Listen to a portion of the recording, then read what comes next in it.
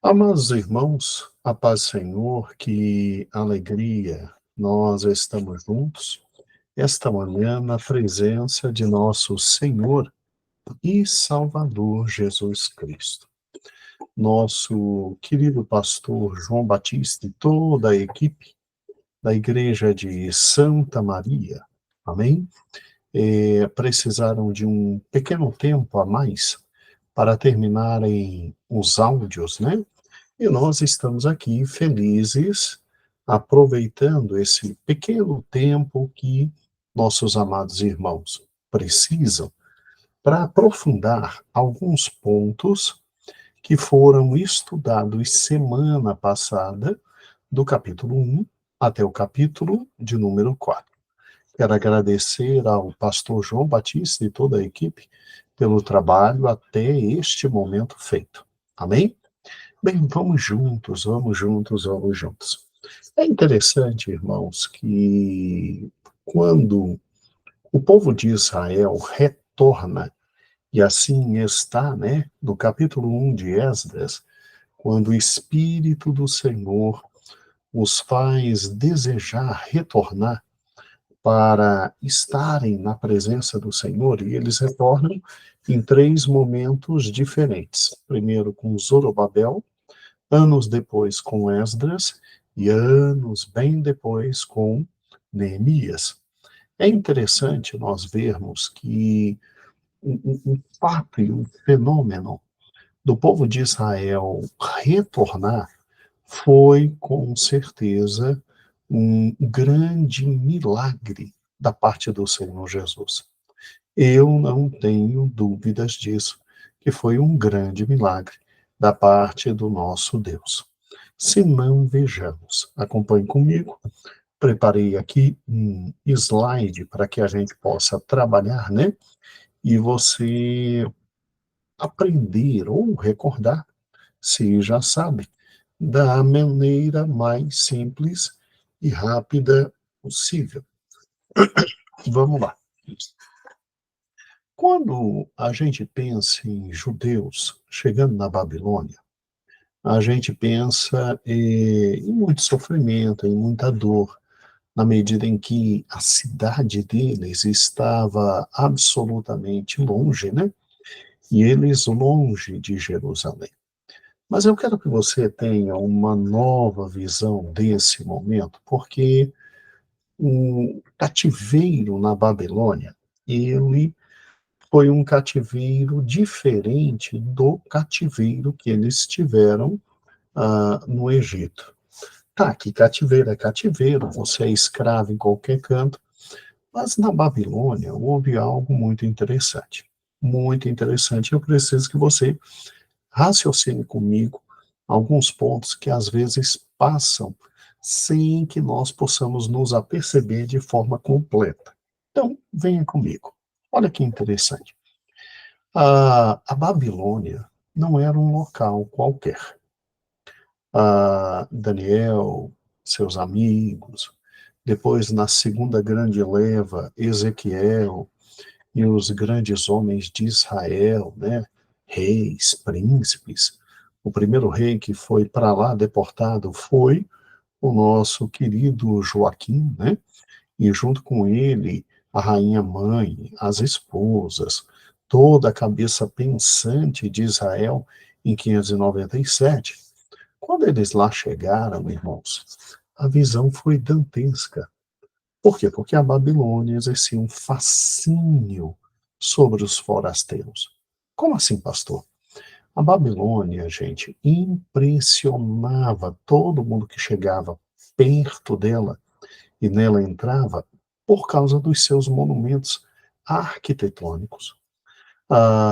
Uma das sete maravilhas do mundo antigo, os jardins suspensos, e fora toda a liturgia que se tinha em honra aos deuses deles, que eram liturgias magníficas, absolutamente magníficas, fora a extrema organização administrativa e o gigantesco sistema de irrigação que eles tinham por entre as áreas cultivadas. Você tem uma ideia do que nós acabamos de falar? Olha que interessante esse conjunto de imagens. Vamos lá. Em primeiro lugar, a viagem de Jerusalém à Babilônia não era das melhores possíveis. Não era um roteiro a se fazer para quem ia para a colônia de férias. Ao contrário, era realmente algo muito terrível e muito difícil, né? Mas lá chegando, olha que interessante. Quando você chega na Babilônia, você se defronta com o quê? Com uma cidade simplesmente extraordinariamente enorme, muito bem organizada, muito bonita, e está vendo que ela é circundada por grandes rios, né? Por quê? Porque você está na região da Mesopotâmia, né? Ou seja, entre os rios. Então, você tinha uma cidade com uma capacidade agrícola muito forte, com uma irrigação muito forte e uma cidade muito bonita. Pare e pense comigo. Olha que interessante. De longe, ah, as noções que se tem em matéria de história, que de longe você já vinha algo dantesco, algo enorme, algo a perder de vista e muito bonito, com monumentos arquitetônicos que chamavam a atenção de longe. Isso aqui seria uma suposta visão de quem estava chegando ali pela parte mais ou menos leste da cidade, e que, em razão do monte, conseguia ver, ter uma visão quase que panorâmica da cidade. Então, veja que é algo dantesco, enorme, novo, e à medida que você ia se aproximando, muito bonito, extremamente bonito. Vamos aqui. O indivíduo, quando olhava para a cidade, agora não mais do sentido norte, mas ali do sentido sul, ele via, à medida que ia se aproximando, os grandes canais de irrigação, os sistemas de defesa da cidade, e começava, à medida que se aproximava da Babilônia, ver a beleza fantástica e extraordinária que era uma cidade como essa. Então, era uma viagem que depois que você chegava, valia a pena. Mesmo indo como escravo, você já ficava encantado pela Babilônia quando se aproximava cada vez mais dela. E vamos lá. À medida que ia chegando, você via que era uma cidade circundada por canais com muita irrigação, muita água, mas uma cidade estrategicamente colocada e protegida, né? Olha o tamanho disso, irmãos. Olha o tamanho disso. Vamos lá. Se você parar e pensar, como é que se entrava na cidade? Bem, aqui está um dos portões que a cidade tinha, né? Esse aqui era o oitavo portão e era com certeza o portão mais bonito da cidade. Era o portão de Istar, tá bom? O portão de Istar, ele foi construído por Nabucodonosor, né?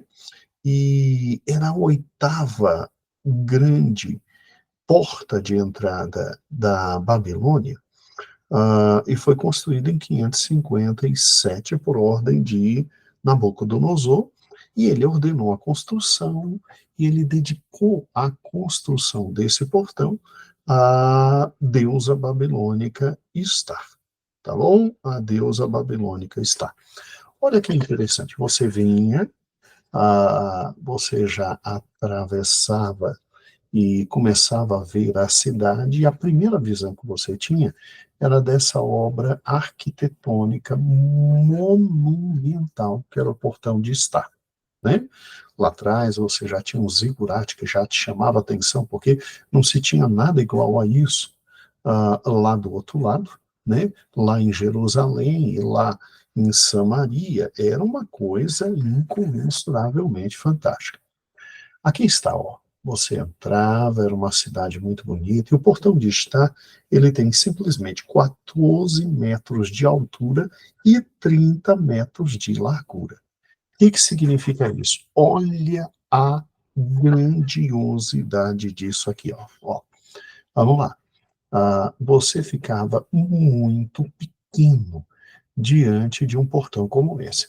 Para que vocês tenham uma ideia, depois de escavações arqueológicas, encontraram praticamente quase que intacto o portão de estar e retiraram da Babilônia, levaram para a Alemanha e hoje esse portão está lá na Alemanha. Você indo a Berlim, você indo ao museu, você consegue estar e ver esse portão. Gente, isso aqui é uma coisa simplesmente maravilhosa. São tijolos vitrificados e cobertos com esmaltes de azul e vários desenhos, obviamente, né? Cada desenho representando absolutamente ah, um deus, um grande personagem da mitologia deles. E assim, quando você entra, você literalmente, você já fica assustado, né? Assustado. E aí, já fica boquiaberto, tá bom? É algo muito bonito, algo muito bonito. E tem uma inscrição ainda de Nabucodonosor nesse grande templo. Eu vou ler aqui para que vocês possam ver.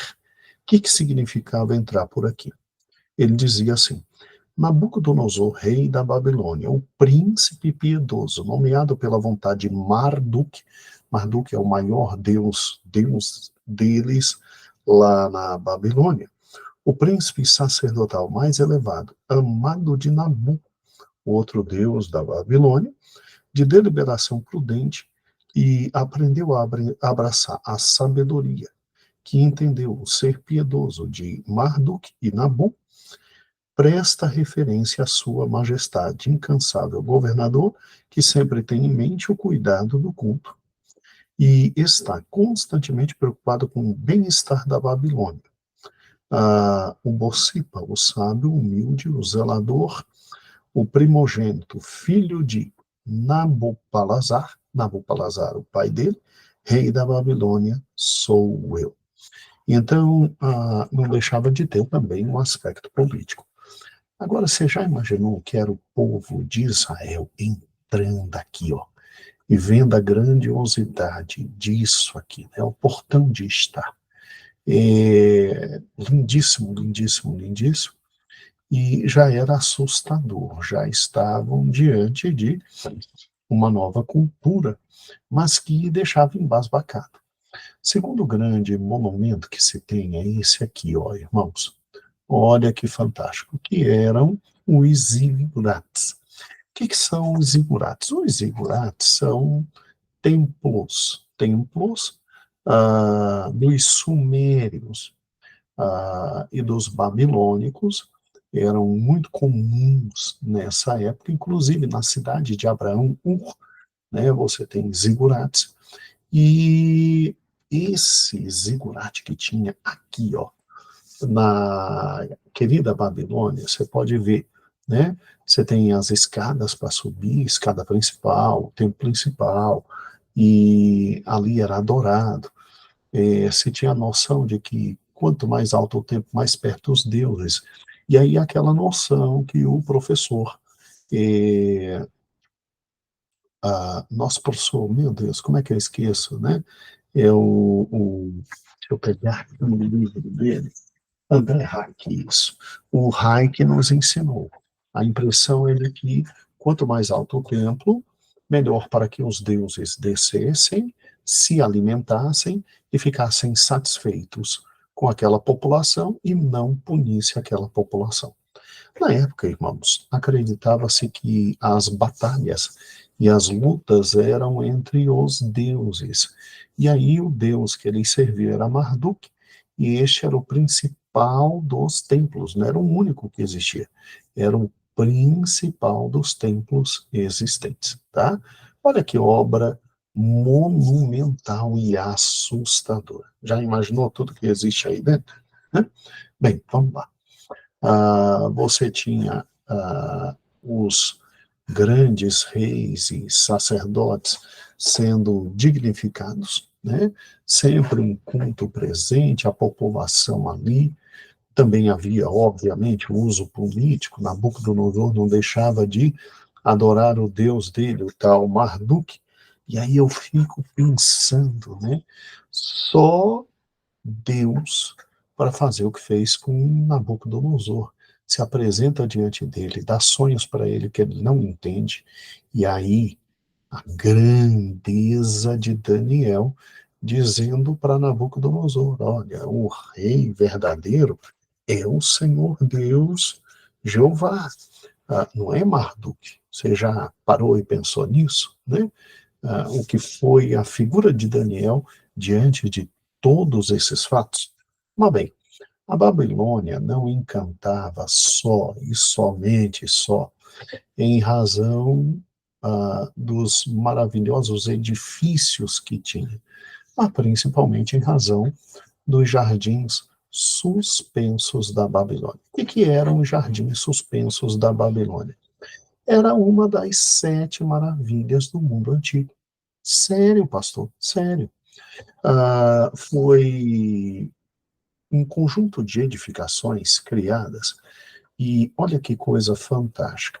Uma arquitetura extraordinária que continha vegetação, que continha nela exatamente árvores, e continha nela flores, frutos encantadora e até animais. Pastor, por que se tinha jardim suspenso na Babilônia? Porque Nabucodonosor casa-se com a filha do rei ah, Medo-Persa, né? E ela vem para cá, e quando ela vem, ela diz: eu tenho saudade de tudo que eu tinha na Pérsia. E na Pérsia eu tinha jardins e etc. Aí, para satisfazer Nabucodonosor, simplesmente mandou construir essas coisas extraordinárias aqui, né? Olha o que um bom casamento não faz. Mas quando você chegava perto disso, você se impressionava a tamanha beleza. Como a rainha queria andar em toda a Babilônia, não se contentava só a, com o palácio real, toda a Babilônia tinha que ter exatamente esse conjunto arquitetônico aqui de prédios com muita vegetação, muito verde, e tudo muito bem planejado e organizado para estar bonito. Não é só botar mata e grama, não. Tem que ter todo um acondicionamento, né? Tem que estar muito bonito, tem que estar pleno. Então, quando você chega num local como esse e você vê a grandiosidade, aqui seria um pôr do sol e Nabucodonosor vendo todo o seu reino e se orgulhando por ter um reino desse, né? Quando você mora num local como esse, tem um entardecer e um amanhecer como esse, né? Com uma beleza tão extraordinária como essa, você simplesmente é tentado ao quê? A se esquecer de onde veio. É tentado a se esquecer da sua origem, se esquecer do que fizeram com o seu povo, né? Jerusalém vem para cá em 3 grandes levas, né? A última foi a destruição completa. E o que é interessante é que, se você parar e pensar, e existe um efeito entorpecente na Babilônia. O que é isso? Você vai estar ali do lado de tudo que há de mais lindo e fantástico no mundo existente, para literalmente aprender a língua, aprender os costumes, entender todos os fatos e viver a vida da Babilônia e se esquecer de Jerusalém. E foi exatamente isso que aconteceu, tá? Sério, pastor? Sério. Veja comigo, a permanência de comunidades judaicas em países estrangeiros durante o período exílico, principalmente na Babilônia, se prolongou por 2 gerações e, em alguns casos, foi bem mais prolongada. Então, Daniel tinha dito que seriam 70 anos, né? Alguns fazem o cálculo dessa forma aqui, ó. Tá vendo ali? Em 606 foi a primeira vez da primeira deportação de gente para a Babilônia. E o rei Ciro manda eles voltarem em 536, o que dá um período exato de 70 anos. Então, se você parar e pensar, Daniel já tinha falado que é 70 anos, isso dá mais do que 2 gerações, tá? Entendendo que nessa época a geração era ali de 35 a 40 anos. E se você pensar que o retorno se deu em 3 fases, e que depois de 536, quando o nosso querido Zorobabel volta, aí tantos anos depois tantos anos depois, aqui retorna, são quase mais 80 anos para todo mundo retornar, então dá mais do que 2 gerações. Isso foi capaz de fazer o que nos judeus? Foi capaz de fazer isso aqui, ó. Lá na Babilônia, eles tiveram oportunidade para múltiplos contatos culturais, ou seja, aprender outra língua, outras culturas, outros entendimentos.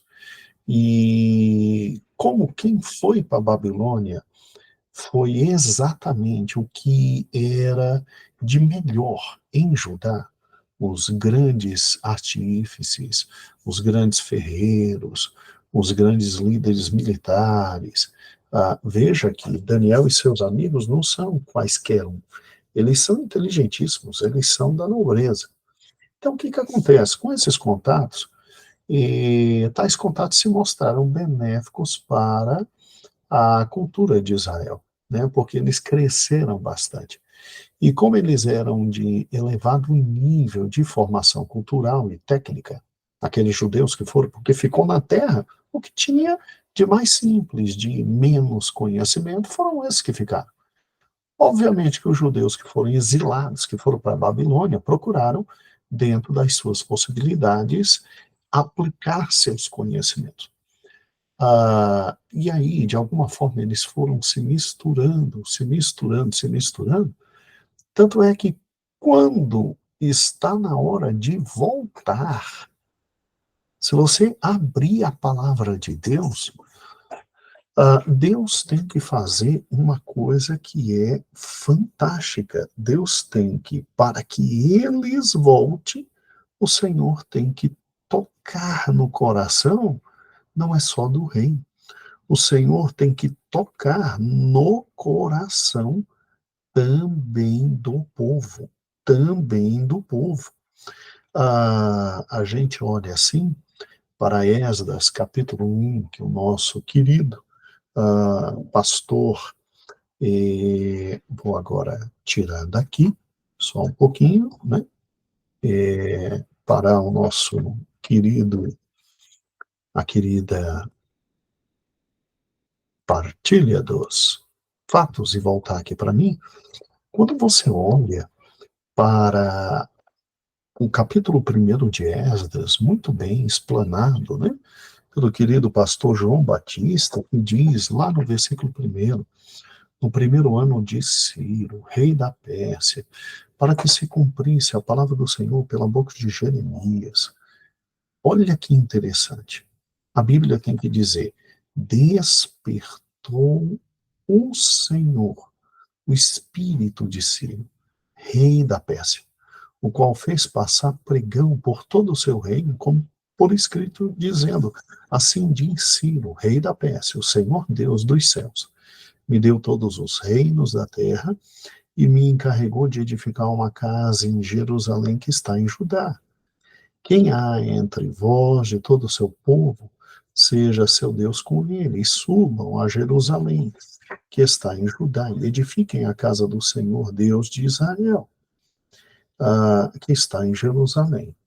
E todo aquele que ficar atrás em algum lugar, que andar peregrinando os homens em seu lugar, o ajudarão com prata, com ouro, com bens, com gados, além das dádivas voluntárias para a casa de Deus que está em Jerusalém.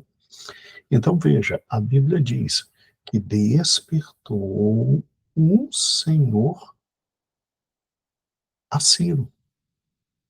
O espírito de Ciro foi levantado para isso. Mas eu lhe digo, não só o espírito de Ciro. O versículo número 5, quando diz assim: Então se levantaram os chefes dos pais de Judá e Benjamim, e os sacerdotes, e os levitas, com todos aqueles cujo Espírito de Deus despertou para subirem para edificar a casa do Senhor, que está em Jerusalém. Eu te digo, o Espírito do Senhor teve que tocar no coração do imperador na época, Ciro, que foi quem sucedeu Nabucodonosor, e o Espírito do Senhor teve que também tocar no coração, despertar o coração dos chefes de Judá e Benjamim, porque senão eles não voltariam. Aqui no versículo, cujo Espírito de Deus despertou para subir e edificar a casa do Senhor. Sabe por quê? Porque com os conhecimentos que eles tinham, com as possibilidades que eles tinham, com a grandeza da Babilônia, com tudo que a Babilônia poderia, e realmente despertou, se não é o Espírito do Senhor despertando o coração deles, mas não voltariam. Porque vai voltar para uma terra arrebentada, arrasada, acabada, sem absolutamente nada, quando se está no que existe de melhor do mundo. Melhor do mundo. Então veja que é um milagre o fato desse povo retornar à sua terra. Isso é um ato do Espírito do Senhor, né? Então, todos esses dados para que você possa lembrar de tudo aquilo que o amado pastor João Batista falou nas palavras que nos trouxe quando trabalhou com Esdras, capítulo 1, e para você ver como não era simples, como não era simples, tá bom? Mas o Senhor Deus governa a tudo, e louvado seja o Senhor por todas as coisas.